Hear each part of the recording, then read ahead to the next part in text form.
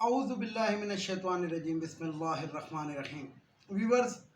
السلام علیکم۔ ویورز میں ہوں آپ کا میزبان سید احمد سمیع اور آپ دیکھ رہے ہیں سید احمد سمیع یوٹیوب چینل راول پنڈی اسلام آباد سے۔ ویورز آج جمعہ کا دن تھا اور جمعہ کے دن کی نسبت سے جسے کہتے ہیں کہ بڑا متبرک دن تھا، تو بہرحال دو باتیں آپ سے کرنی تھی۔ سب سے پہلے تو یہ کہ آج ڈاکٹر شہباز گل کو عدالت کے اندر پیش کیا گیا اور عدالت میں پیش کرنے کے بعد انہوں نے وہ جو جوڈیشل ریمانڈ کے اوپر ان کو بھیج دیا گیا ہے، تو انہوں نے جناب وہ فرنٹ کے اوپر آ کے اور باقاعدہ جج کو اپنے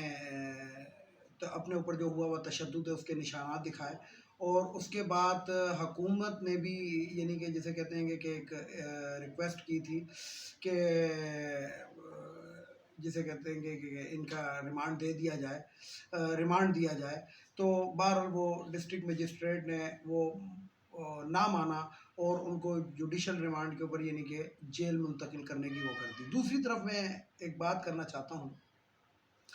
کہ ڈاکٹر شہباز گل کا جو ڈرائیور تھا وہ فرار ہو گیا تھا، یعنی کہ جب ان کو گرفتار کیا تو وہ موقع سے نکل گیا، غالباً اس کے پاس کوئی ایسی وہ ہوگی، ایسے تو نہیں ہو سکتا کہ وہ فضول میں بھاگ گیا ہو یا ڈر کے بھاگ گیا ہو، جو بھی ہے تو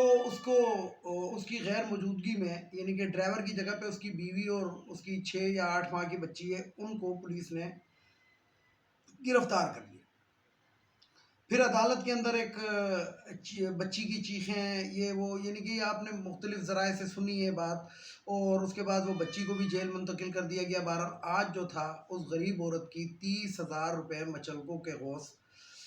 ضمانت منظور کر لی گئی، اور 30,000 کے مچلکے، ظاہری بات ہے غریب فیملی تھی تو جج صاحب نے ذرا ہاتھ ہولا رکھا ہوگا، تو 30,000 کے مچلکوں کے اوپر نہیں تو یہ لاکھوں کی بات جاتی ہے۔ یہاں پہ میں ایک بات کرنا چاہتا ہوں، ایک شخص جس نے آ کے عدالت میں کہا کہ میں بیمار ہوں اور میں 28 دن کے لیے انگلینڈ جانا چاہتا ہوں،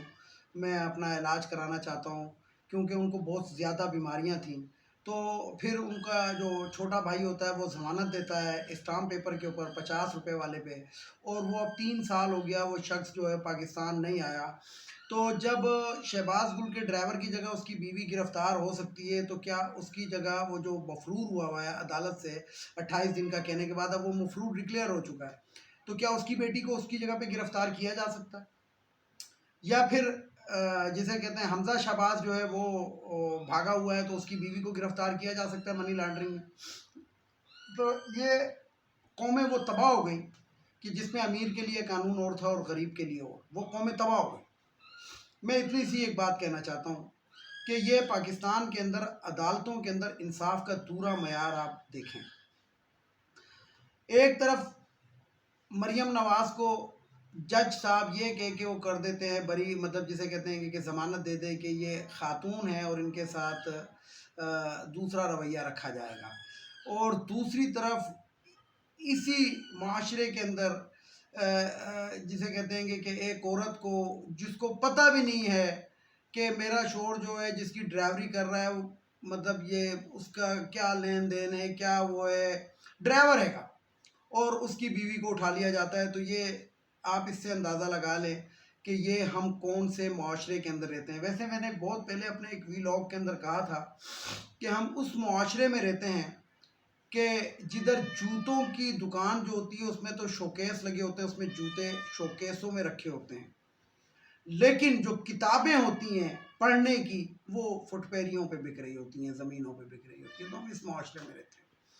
منی لانڈرر جس کے اوپر فرد جرم عائد ہونا تھا وہ وزیر اعظم بن جاتا ہے اسی پاکستان کے اندر، اور جو وزیر اعظم تھا وہ جو ہے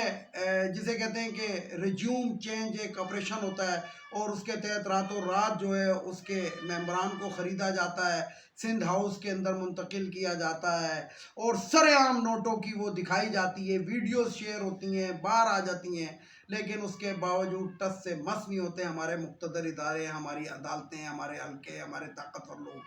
اور پتہ نہیں کس چیز کے اوپر 22 کروڑ عوام کو ایک پاگل شخص کے حوالے کر دیا جاتا ہے کہ جو مشکل فیصلے، جو مہنگائی کے فیصلوں کو کہتا ہے مشکل فیصلے، اور جب عمران خان کے دور میں مہنگائی ہوئی تو کہتا تھا یہ مہنگائی ہے۔ تو مشکل فیصلے لے کے اور پاکستانیوں کی زندگی کو جسے کہتے ہیں کہ جانوروں کی زندگی سے بھی بدتر بنا دیا جاتا ہے. تو بہرحال بات یہ ہے ویور کہ میں آج کچھ لوگوں سے ملاقات کر رہا تھا تو بڑی باتیں سامنے آئیں. اب مسئلہ یہ ہے کہ وہ لوگ جو ہیں بار بار جو ہیں وہ بات کرتے ہیں کہ جناب مریم نواز نے، مریم اورنگزیب نے، نواز شریف نے، ایون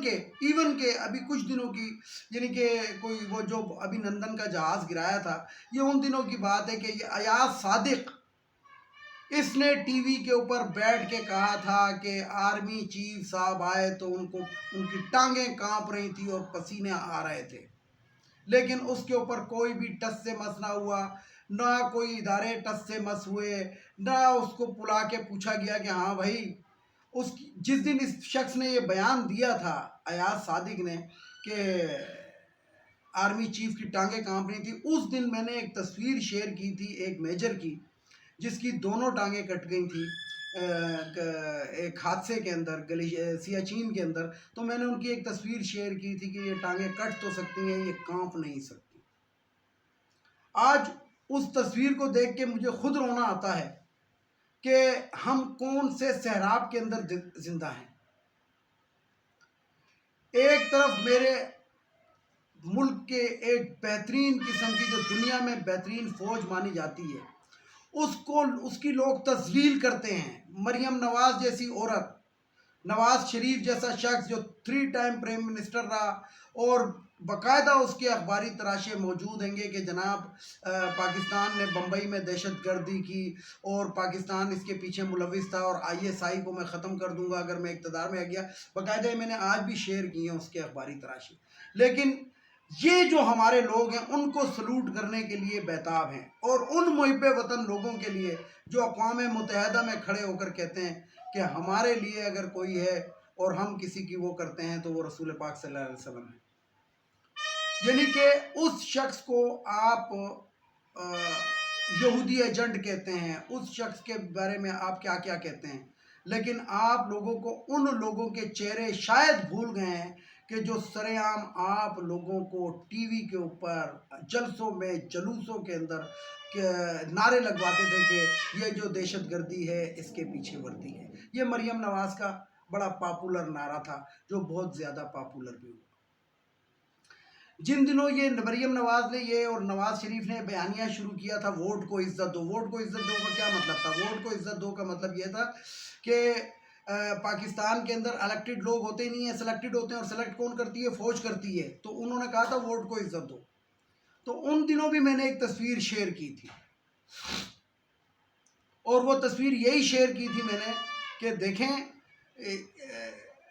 یہ جو باتیں آپ لوگ کرتے ہیں ووٹ کو عزت دو، آپ لوگ اس سے پہلے کیا کرتے رہے.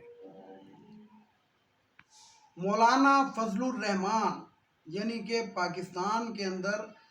جس کو لوگ کہتے ہیں کہ ہزاروں علماء کا عالم، اس کے کرتوت آپ دیکھ لیں کہ اگر اس سے کوئی سوال، یعنی کہ ثنا بچہ نے ایک سوال پوچھا تھا تو اس نے کہا تھا یہ آپ کون سا سوال کر رہی ہیں، اور جب بھی کوئی صحافی اس سے کوئی اس قسم کا سوال پوچھتا ہے کہ پہلے آپ یہ کہتے تھے تو وہ کہتا ہے یہ پلانٹڈ کوسچن ہے، آگے چلیں. ایون کہ سلیم صحافی نے ایک دن سوال پوچھا کہ کشمیر کے حوالے سے زرداری صاحب جب صدر پاکستان تھے تو انہوں نے کہا تھا کچھ دنوں بعد آپ خوشخبری سنیں گے. وہ خوشخبری کیا تھی؟ تو اس نے کہا وہ خوشخبری یہ تھی کہ میں کشمیر کمیٹی کا چیئرمین بنا تھا.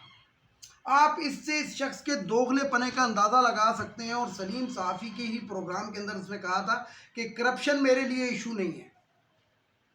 اور آج میں ایک چیز دیکھ رہا تھا کہ نیب کے آئینی ترمیمی 2 بل بھی پارلیمنٹ نے منظور کیا ہے جس میں 50 ارب روپے تک کی کرپشن کے اوپر نیب نہیں پوچھ سکتی. یعنی کہ 50 ارب روپے آپ اس ملک کے، اس عوام کے، اس لوگوں کے کھا جائیں، ڈکار جائیں، ہضم کر جائیں، نیب نہیں پوچھ سکتی. بہرحال کل ہے 13 تاریخ، اور 13 تاریخ کی شام کو عمران خان نے، پاکستان تحریک انصاف کے چیئرمین نے ایک جلسہ اناؤنس کیا ہے جو لاہور میں ہوگا. پہلے اسلام آباد میں ہونا تھا لیکن وہ تحریک لبیک والوں کو تھوڑی سی کسی نے فنڈنگ کر دی تو انہوں نے کہا ہم بھی کریں گے. تو ایک فساد سے بچنے کے لیے پنڈی شفٹ کیا گیا، لیکن پھر ایک اور چیز سامنے آئی کہ شاید پنڈی کے جلسے کے اندر کوئی 5th کالمسٹ قسم کے لوگ مل کے کوئی ایسی حرکت نہ کر جائیں جس سے اداروں اور پی ٹی آئی کے درمیان میں لڑائی آ جائے، تو اس لیے اس جلسے کو لاہور منتقل کیا۔ شرپسندی ابھی بھی جاری ہے۔ تحریک لبیک والے بھی کہتے ہیں جی ہم لاہور کے اندر جایا کرتے ہیں تو کر لیں یار، دیکھ لیں کون سا ایسا مسئلہ ہے، لیکن بات یہ ہے گی کہ شرپسندی ابھی بھی جاری ہے۔ کل 13 تاریخ ہے اور 13 تاریخ کی رات کو یہ پوری رات یہ جلسہ جاری رہے گا اور اس کے اندر عمران خان کوئی آئندہ لاہے عمل کا اعلان کر سکتے ہیں۔ تو دیکھتے ہیں کہ کیا ہو رہا ہے۔ بہرحال میں آپ کو ایک اور بات بتا دوں کہ ڈرائنگ رومز کے اندر اور جسے کہتے ہیں کہ در پردہ بیک ڈور چینل جس کو کہتے ہیں، اس کے اوپر مذاکرات جاری ہیں اور مقتدر حلقے دوبارہ خان سے صلح کرنے کی آفر دے چکے ہیں۔ وہ کٹی کٹی والا گیم ختم ہو چکا ہے اور جس سے جو ابھی یہ امپورٹڈ بیٹھے ہوئے ہیں امپورٹڈ کمپنی، ان کی کام پہ ٹانکنا شروع ہو گئی ہے۔